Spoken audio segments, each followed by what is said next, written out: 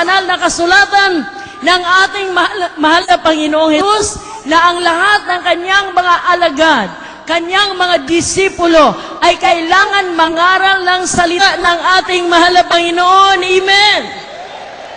Sabi ng Biblia sa Juan 3, talatang 3, sinabi ng mahal na Panginoon, aking sinasabi sa inyo na katotohanan, kapag ang tao hindi may panganak na muli, hindi niya makikita harian ng Diyos.